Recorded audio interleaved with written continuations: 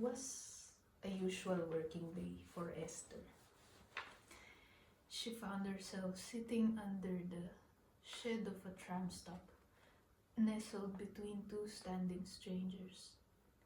The seat itself was made for three, but it was often that when one was already sitting on it, it was seen as full.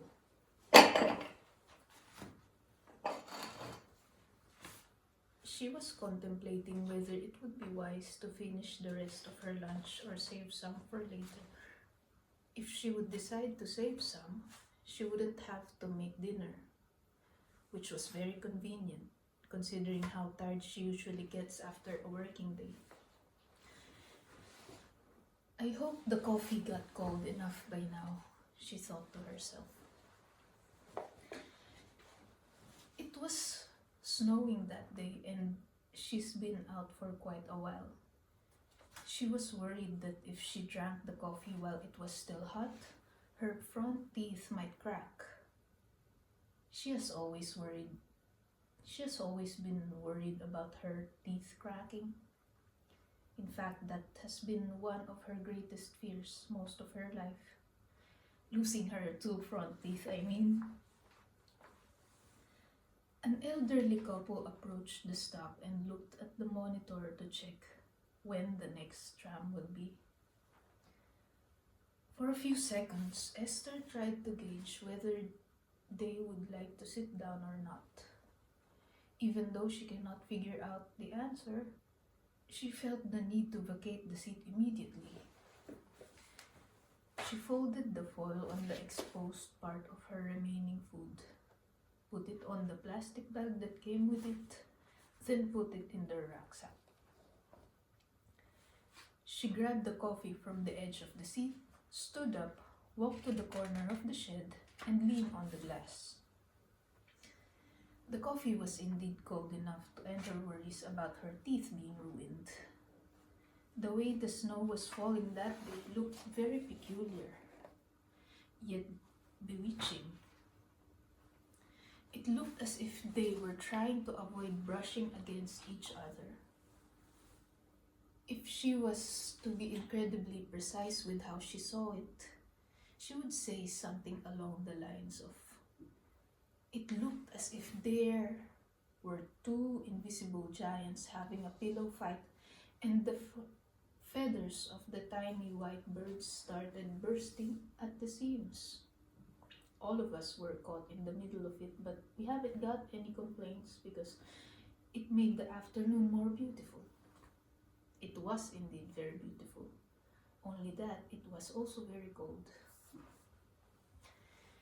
She turned to the street right behind her and walked, resuming her working day.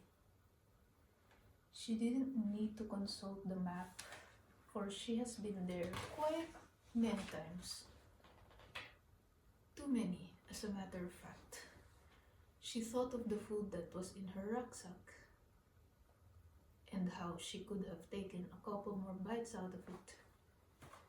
She still had 4 minutes left from her break, and the road was not as slippery as she had expected.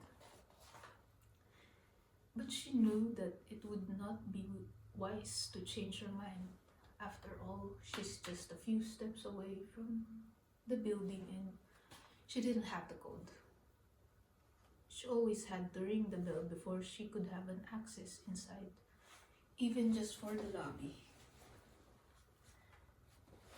The apartment was 3 floors up. It was the first door that will greet you when you turn to your left. That is, if you decided to use the elevator.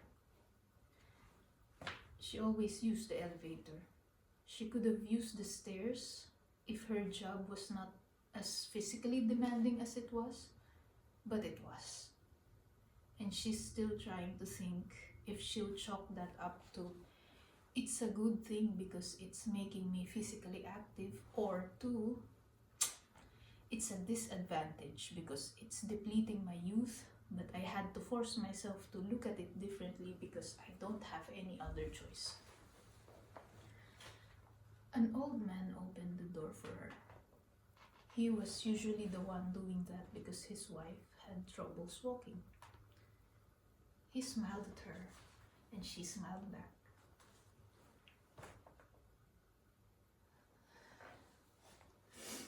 She asked him if there was someone new that moved in recently because it was the first time she heard a bark on that floor. He said that there must have been, but he's not quite sure. She was surprised how he heard her perfectly the first time. She had to say something twice usually, and even then she often got an answer that was way out of the sphere of what she had just asked. The house smelled like flowers that afternoon. Ilang-ilang, if her guess was correct. Rather unusual, she thought to herself. One of the reasons she dreaded going to that house was the smell. There usually was some kind of smell that was so invasive that it felt like it sucks up all the moisture from her throat, then hangs itself up on her nostrils afterwards so that she would have an endearing company on her way home. This afternoon has been filled with unusual things so far. But she was happy that her luck extended up until the inside of that apartment. The people on the paintings on the walls were somehow having an intelligible discussion. All of them have lived in the versions of the world that don't exist anymore. They spoke a very different language compared to those that she was familiar with. Judging by the sharpness of how they said their words, it seemed as if they can't find a single thing that they could agree on. And by the looks on their faces, it seemed as if they were disgusted by the fact that after all these years they were still held hostage in the same house, on the very same spots on the walls that they were hung on back in the day, when their colors were still vivid enough to remind people that joy could exist within their souls. Now, they looked like residues from a series of better days that had gone stale, closer to the layer of dust covering them than to the youth of the ones that they were trying their best to portray. The jars were filled with echoes of restless spirits. They came in all shapes and sizes, forms and clashing colors. They were spread all throughout the house, near the windows, on top of the shelves, inside every room. The spirits sang in a strange, chaotic harmony that made the walk in the deep, dark forest during a full moon feel warm in comparison. It's so loud in here. It's so loud in here. Esther screamed, but only within herself. The candlesticks may have heard her because they too have decided to pay their contributions to the chaos.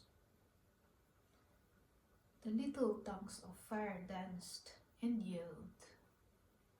Some tried to reach the clothes of the people in the paintings.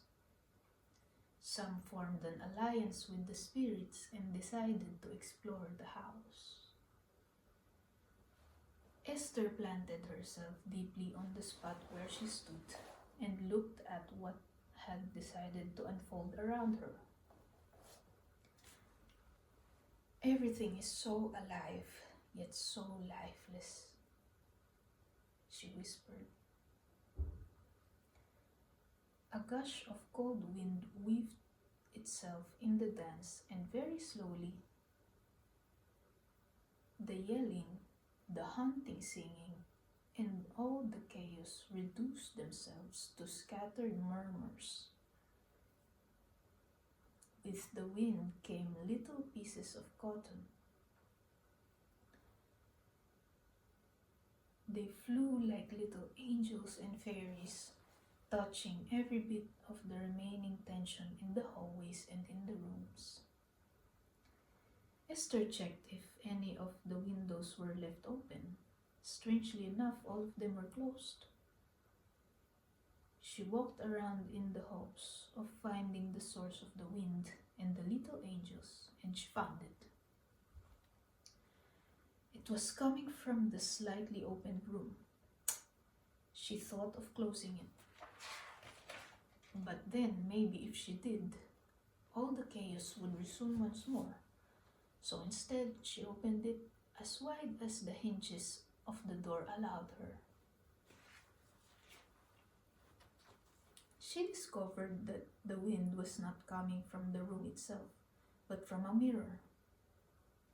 A giant gold-framed mirror. Her curiosity led her next actions, and she soon found herself standing right in front of it. She was certain that it was a mirror, but when she looked at what she perceived as her reflection, her face was not her face. Her skin looked like the hardened wax that dripped on the sides of the candle after it has been lit many different times. Her hair was not her hair either. It was long, curly, and gray. And her hands, they looked like the hands of someone who was only a few steps away from the grave. Her lungs felt like they were half their size compared to how they were a few seconds ago. Her chest felt like it has gone too small for her heart, which was beating as if it was trying to free itself. Don't think too much, you'll grow older. You'll grow old faster. She heard the words of her mother spoken softly inside her mind. You're thinking too much again. You'll grow old faster, you see.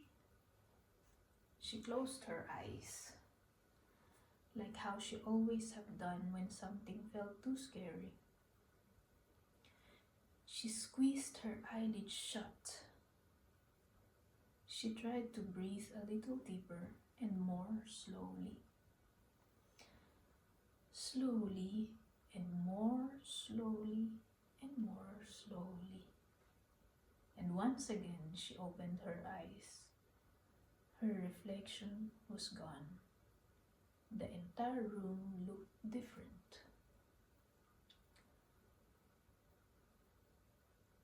She saw some wooden legs of a table and of some chairs. She looked up and saw that she was under a set of stairs. When she turned to her left, she saw a familiar mattress laying on the floor, slightly further away, near the front door. She looked up at the table in front of her, which was mostly empty apart from a few plastic cups holding a bit of water. She found an old poster of the Last Supper and a calendar, both taped on the wall. The calendar had the name of a gas station printed in big bold letters on top of its page, and below it was the month written on the left side and the year on the right. The year was 2000.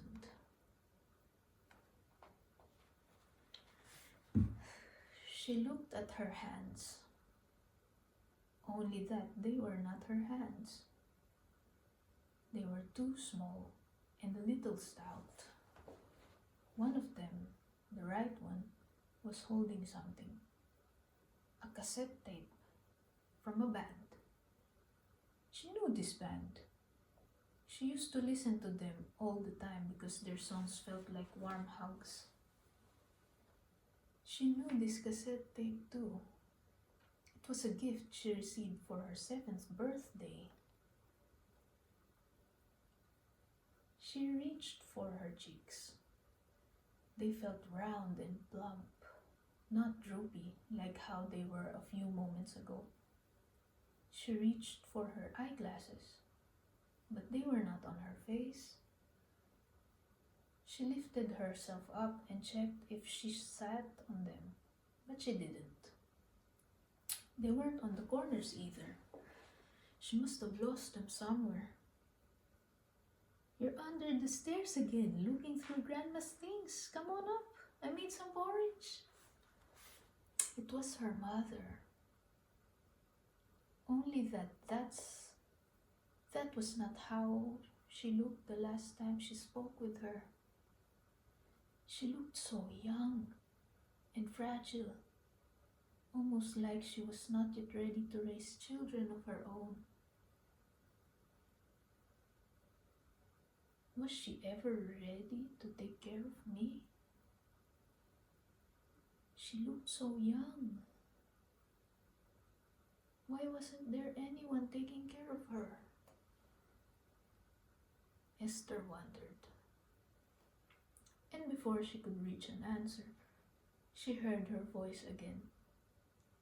Come up here. The porridge will get cold.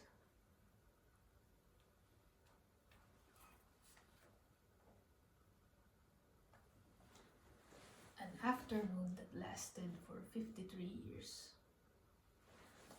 By Dominique the human. Dominique, a human being.